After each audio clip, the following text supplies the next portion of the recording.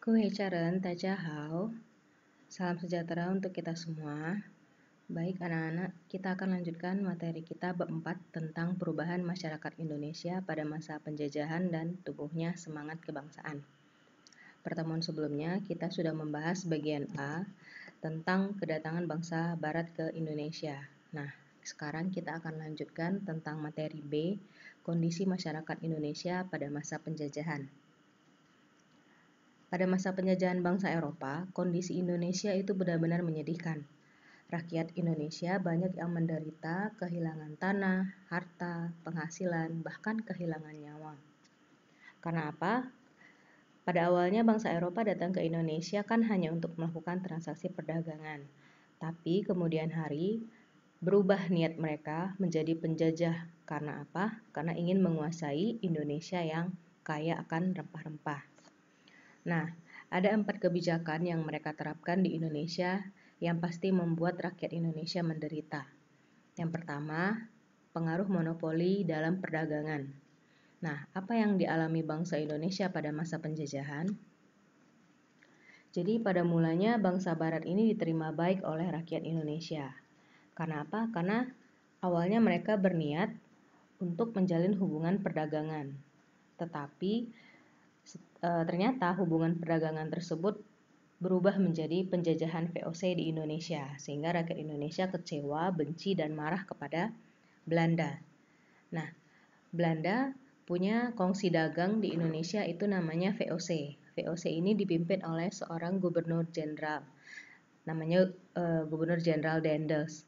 Nah, mereka punya hak istimewa di Indonesia, atau lebih dikenal dengan hak oktroy. Ada 5 hak. Hak mencetak uang, memiliki angkatan perang, memerintah daerah yang diduduki, melakukan perjanjian dengan para raja, dan memonopoli perdagangan rempah-rempah. Jadi, hubungan dagang yang awalnya baik berubah menjadi hubungan penguasaan atau penjajahan. Bukan hanya perdagangan yang mereka kuasai, tapi mereka sudah ikut campur dalam politik atau pemerintahan di Indonesia. Jadi apa itu monopoli? Monopoli adalah penguasaan pasar yang dilakukan satu atau sedikit perusahaan. Dalam hal ini VOC. VOC itu Belanda. Lalu apa dampaknya? Bagi pelaku perusahaan, monopoli itu sangat menguntungkan karena mereka dapat menentukan harga beli dan harga jual. Tetapi bagi rakyat Indonesia tentu monopoli ini sangat merugikan. Jadi, Belanda membeli hasil rempah-rempah dari rakyat dengan harga murah. Lalu mereka bawa jual ke pasar Eropa dengan harga yang tinggi. Nah, itu yang menyebabkan rakyat Indonesia rugi. Lalu, ada kebijakan yang kedua yaitu kebijakan kerja paksa. Pernah dengar istilah kerja rodi atau kerja paksa? Nah, coba kalian pikirkan bagaimana kalian rasanya bekerja karena terpaksa. Tentu pasti nggak enak ya, dan hasilnya juga pasti tidak baik. Nah, pada masa penjajahan dahulu, pemerintah kolonial Belanda menginginkan keuntungan sebanyak-banyaknya dari Indonesia. Karena itu mereka menerapkan kebijakan apapun demi mencapai tujuannya, termasuk memberlakukan kerja paksa ini. Oke, nah jadi para rakyat Indonesia bekerja dipaksa oleh Belanda. Nah, mereka itu tidak memperoleh penghasilan yang layak, tidak diperhatikan asupan makanannya, dan melakukan pekerjaan di luar batas-batas kemanusiaan. Nah, perhatikan peta ini. Ini adalah salah satu hasil dari kerja rodi yang diterapkan oleh Belanda, yaitu pembangunan jalan raya pos dari Anyer ke Panarukan. Nah, jadi jalan raya ini dibangun oleh rakyat Indonesia. Nah, sebagai akibatnya pembangunan jalur Anyer Panarukan ini dilakukan oleh tenaga manusia. Jadi puluhan ribu penduduk dikerahkan untuk membangun jalan tersebut. Dan akhirnya ribuan penduduk meninggal karena kelaparan maupun penyakit yang mereka derita selama pembangunan jalan. Oke, mereka itu tidak digaji dan tidak menerima makanan yang layak. Jadi mereka itu banyak yang meninggal. Nah, pengerahan penduduk untuk mengerjakan berbagai proyek Belanda, inilah yang disebut dengan kerja rodi atau kerja paksa. Oke, kita masuk kebijakan yang ketiga, yaitu sistem sewa tanah. Kalau sistem sewa tanah itu sistem yang diterapkan oleh Gubernur Raffles, di mana rakyat atau para petani di Nusantara diwajibkan membayar pajak pada pemerintah yang dianggap itu sebagai uang sewa, dengan dasar bahwa semua tanah itu milik negara. Nah, apa bedanya dengan monopoli dan kerja paksa? Dalam hal sistem tanam paksa ini, atau lebih dikenal dengan nama land rent system atau land lease style sale, jadi ada beberapa ketentuannya. Yang pertama, petani harus menyewa tanah meskipun dia itu punya tanah tersebut. Lalu yang kedua, harga sewa tanah tergantung pada kondisi tanah. Jadi kalau tanahnya semakin subur, maka harga sewanya juga akan semakin tinggi. Begitu sebaliknya. Yang ketiga, pembayaran sewa tanah dilakukan dengan uang tunai. Nah, bagi mereka yang tidak memiliki tanah, maka dikenakan dengan pajak kepala. Nah, sistem sewa tanah menggambarkan seakan-akan rakyat tidak memiliki tanah, padahal tanah itu adalah tanah milik rakyat.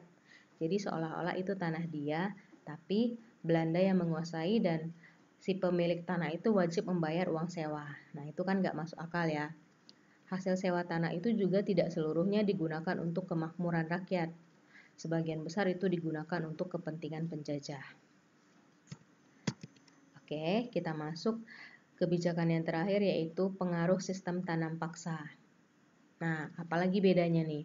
Kalau namanya sistem tanam paksa atau culture style sale, ini adalah sistem yang diterapkan penjajah Belanda supaya mereka mendapatkan penghasilan yang sebesar-besarnya dari wilayah jajahannya di Hindia Belanda dengan cara memaksa penduduk Indonesia menanam tanaman produksi untuk diekspor oleh Belanda.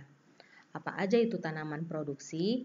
Yaitu tanaman yang laku di pasar Eropa seperti kopi, tebu, nila, dan lain-lain.